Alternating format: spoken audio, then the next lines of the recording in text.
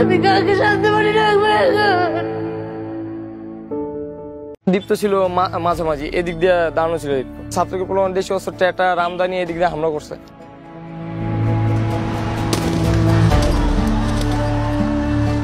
এটা ঝালাই দেওয়া, এদিক দিয়ে একবার এইটুকু পুরো ভাঙ্গা পড়ে গেছে।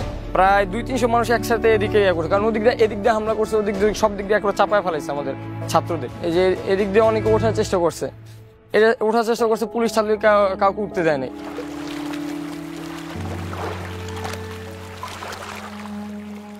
18 জুলাই সকাল 9:30 বাসার থেকে মানে কলেজে গেছিল। ও এখানেই থাকতো, কলেজ তো ওইখানে, কলেজ করেই মানে সন্ধ্যার সময় মানে এখানে ঘুরতো। ওই যে জায়গাটায় মারা গেছে এখানেই বেশি থাকতো। এই নির্মমতা তো বলার মতো না, মানে অনেক ছেলেরাই মানে উঠে গেছে, উঠছিল ওইখান দিয়ে, মানে ওই যে ওই জায়গাটা দিয়ে উঠছিল, পুলিশে বাড়ি দিয়া বা ছাত্রলীগের প্লান বাড়ি দিয়ে নামাইছে। আমি এমনই আমার কিন্তু মাঝে আমি বুঝতেই পারলাম না ও তো বিপদে বসে।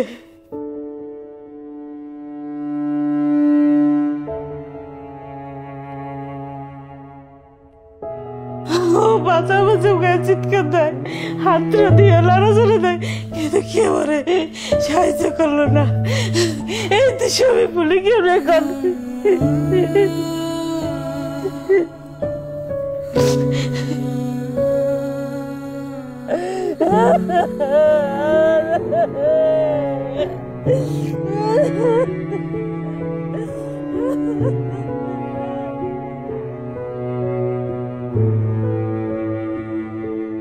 শান্ত কিন্তু অন্য একটা মানুষের চেয়ে আলাদা অনুভব করছি ও শহীদ হওয়ার পরে। ওর ফেসবুক প্রোফাইলে লেখাটা দেখলাম যে হৃদয় শাহাদাতের উচ্চাকাঙ্ক্ষা লালন করে সে হৃদয় কখনো হতাশ হয় না। বয়সে ছোট কিন্তু বড় বড় সিনিয়রদের সাথে চলাফেরা করছে। শান্তমণি খুব মেধাবী, ও অ্যাকাউন্টের স্টুডেন্ট, ওকে পাসপোর্ট রেডি করতে বলছিল। ও স্টুডেন্ট বিষয়ে বাইরে যাবে, সুশিক্ষায় শিক্ষিত হয়ে ভালো একটা অ্যাওয়ার্ড নিয়ে আসবে, সেরা মা হব আমার আকাঙ্ক্ষা ছিল।